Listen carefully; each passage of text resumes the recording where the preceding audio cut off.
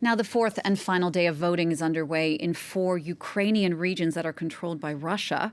Voters being asked whether or not to ask Russia to annex them. The referendums, though, have been slammed by both Kyiv and its Western allies as a sham. Daniel Hawkins told us more from Moscow.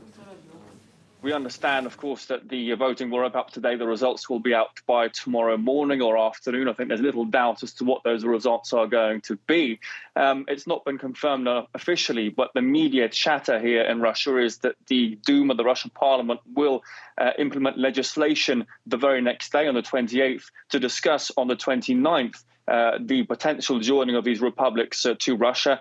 Subsequently, President Putin could make an address on the 30th, on Friday. That's not been confirmed by the presidential spokesman, Dmitry Peskov, but that's certainly what the media here are speculating. There's also speculation, unconfirmed, of course, that if these referendums are carried out in the favor of the Kremlin, the 4 regions could join the Crimean Federal Okrug. And what happens then is, of course, also interesting, because the head of Crimea, Sergei Aksyonov, announced that one option would be to declare a counter-terrorist operation on these territories. That's also been backed up in the last 24 hours by the head of the Russian Parliamentary Security Committee, Anatoly Vyborny, who said that the special military operation could become a counter-terror operation. What does that mean?